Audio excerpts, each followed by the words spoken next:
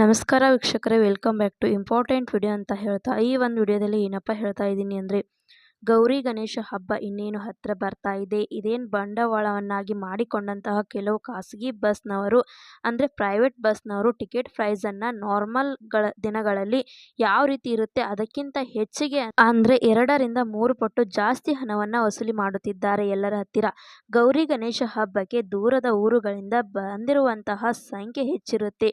So ಇದನ್ನೇ ಬಂಡವಾಳವನ್ನಾಗಿ ಮಾಡಿಕೊಂಡು ಖಾಸಗಿ ಪ್ರೈವೇಟ್ ಬಸ್ನವರು ಹೀಗೆ ಪ್ರೈಸನ್ನು ನಾರ್ಮಲ್ ದಿನಗಳಲ್ಲಿ ಏನಿರುತ್ತೆ ಅದಕ್ಕಿಂತ 2ರಿಂದ 3 ಪಟ್ಟು ಜಾಸ್ತಿ ಮಾಡಿ ಹಬ್ಬದ ಸಂದರ್ಭಗಳಲ್ಲಿ ಈ ಒಂದು ಟಿಕೆಟ್ ಪ್ರೈಸನ್ನು ಜಾಸ್ತಿ ಮಾಡಿದ್ದಾರೆ. ಪ್ರೈವೇಟ್ ಬಸ್ ಅವರು ಇಲ್ಲಿ ಟಿಕೆಟ್ ಪ್ರೈಸನ್ನು ಚೇಂಜಸ್ ಮಾಡಿದ್ದಾರೆ. ಇಲ್ಲಿ ಗೋರ್ಮೆಂಟ್ ಬಸ್ನವರು ಯಾವುದೇ ರೀತಿ ಚೇಂಜಸನ್ನು ಮಾಡಿಲ್ಲ. ಅಂದರೆ BMTC ಆಗಿರ್ಬೋದು, KSRTC ಆಗಿರ್ಬೋದು, ಇಲ್ಲಿ ಯಾವುದೇ ರೀತಿಯಾದಂಥ ಬದಲಾವಣೆಗಳನ್ನು ಮಾಡಿಲ್ಲ. ಆದರೆ ಪ್ರೈವೇಟ್ ಬಸ್, ಖಾಸಗಿ ಬಸ್ ಏನಿರುತ್ತೆ ನೋಡಿ, ಅಂತಹ ಬಸ್ಗಳಲ್ಲಿ ಒಂದೇ ಟಿಕೆಟ್ ಪ್ರೈವೇಟ್ ಬಸ್ಗಳಲ್ಲಿ ಟಿಕೆಟನ್ನು ಜಾಸ್ತಿ ಮಾಡಿರುವಂಥದ್ದು. ಸೊ ಖಂಡಿತವಾಗ್ಲೂ ಎಲ್ಲರಿಗೂ ಇದು ಒಂದು ಹೊರೆ ಅಂತಾನೆ ಹೇಳ್ಬೋದು. ಯಾಕೆಂದರೆ ಇರೋ ಜಾಗದಲ್ಲಿ ಯಾವುದೇ ಒಂದು ಊರಿಗೆ ಹೋಗುವುದಕ್ಕೆ ಒಂದು 50 ರೂಪಾಯಿ ಇದೆ ಅಂತ ಅಂದ್ಕೊಳ್ಳಿ.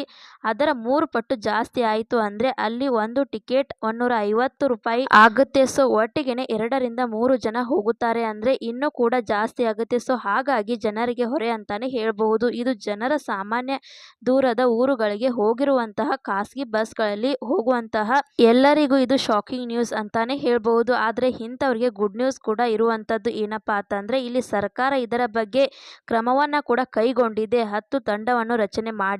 ಸೊ ಈ 10 ತಂಡವನ್ನು ಏನ್ ಮಾಡುತ್ತದೆ ಅಂತ ಅಂದ್ರೆ ಈ ರೀತಿಯಾಗಿರುವಂಥದ್ದು ಖಾಸಗಿ ಬಸ್ಗಳಲ್ಲಿ ಯಾರು ಟಿಕೆಟ್ ಪ್ರೈಸ್ ಅನ್ನ ಜಾಸ್ತಿ ಮಾಡಿದ್ದಾರೆ ಅಂತವರ ಪರಿಶೀಲನೆ ಮಾಡುತ್ತದೆ.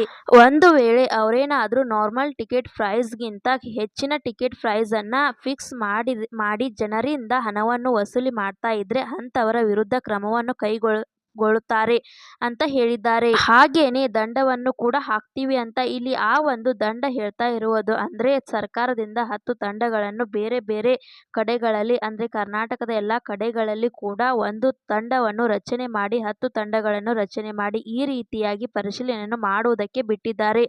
ಸರ್ಕಾರದಿಂದ ಈ 10 ತಂಡಗಳನ್ನು ರಚನೆ ಈಗಾಗಲೇ ಮಂಗಳವಾರದಿಂದ ಈ ಒಂದು ಕಾರ್ಯಾಚರಣೆಯನ್ನು ಅಂದ್ರೆ ಪರಿಶೀಲನೆಯನ್ನು ಮಾಡುವುದಕ್ಕೆ ಮುಂದಾಗಿದ್ದಾರೆ. ಇನ್ನು 2 ದಿನ ಕೂಡ ಇರುತ್ತೆ ಅಂತ ಹೇಳ್ತಾ ಇದ್ದಾರೆ. ಅಂದ್ರೆ ನಾಳೆ ನಾಡಿದ್ದು ಕೂಡ ಈ ಒಂದು ಪರಿಶೀಲನೆ ನಡೆಯುತ್ತದೆ ಅಂತ ಹೇಳ್ತಾ ಇದ್ದಾರೆ.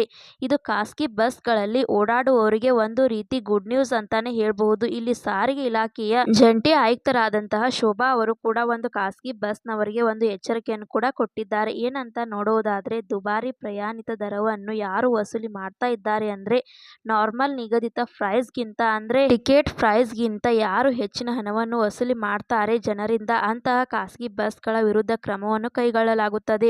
ಸೊ ಇದಕ್ಕಾಗಿನೇ 10 ತಂಡಗಳನ್ನು ರಚನೆ ಮಾಡಿದ್ರು ಅಂತ ಹೇಳಿದ್ದಾರೆ. ಮತ್ತೆ ದುಬಾರಿ ಪ್ರಯಾಣಿಕರ ದರ ಪಡೆದ ಬಸ್ಗಳಿಗೆ ದಂಡವನ್ನು ವಿಧಿಸಿ ಅದರ ಜೊತೆಯಲ್ಲಿ ಪೇಮೆಂಟ್ ಅನ್ನ ಕೂಡ ಕ್ಯಾನ್ಸಲ್ ಮಾಡಲಾಗುತ್ತದೆ ಅಂತ ಇಲ್ಲಿ ಖಾಸಗಿ ಬಸ್ ಅವರಿಗೆ ಎಚ್ಚರಿಕೆಯನ್ನ ಕೂಡ ಕೊಟ್ಟಿದ್ದಾರೆ ಅಂತಾನೆ ಹೇಳಬಹುದು. ನಿಮ್ಮ ಕಡೆಗಳಲ್ಲಿ ಯಾರಾದರೂ ಈ ರೀತಿಯಾಗಿ ಖಾಸಗಿ ಬಸ್ಗಳಲ್ಲಿ ಹೆಚ್ಚಿನ ಪ್ರಮಾಣದ ದರವನ್ನು ನಿಗದಿ ಮಾಡಿ ವಸೂಲಿ ಮಾಡ್ತಾ ಇದ್ದೀರಾ? ಕಮೆಂಟ್ ಮುಖಾಂತರ ತಿಳಿಸಿ.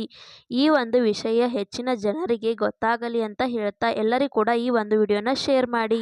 ಹಾಗೆ ಈ ಒಂದು ವಿಡಿಯೋ ಇಂಪಾರ್ಟೆಂಟ್ ಆಗಿರುವುದರಿಂದ ಎಲ್ಲರಿಗೂ ಕೂಡ ಶೇರ್ ಮಾಡಿ. ಹಾಗೆ ಈ ಒಂದು ವಿಡಿಯೋ ನಿಮಗೆ ಇಷ್ಟ ಆಯ್ತು ತಿಳ್ಕೊತೀನಿ. ಇಷ್ಟ ಆದರೆ ಲೈಕ್ ಮಾಡಿ, ಶೇರ್ ಮಾಡಿ, ಸಬ್ಸ್ಕ್ರೈಬ್ ಮಾಡಿ ಅಂತ ಹೇಳ್ತಾ ಮತ್ತೆ ಮುಂದಿನ ಮಾಹಿತಿಯೊಂದಿಗೆ ಸಿಗೋಣ.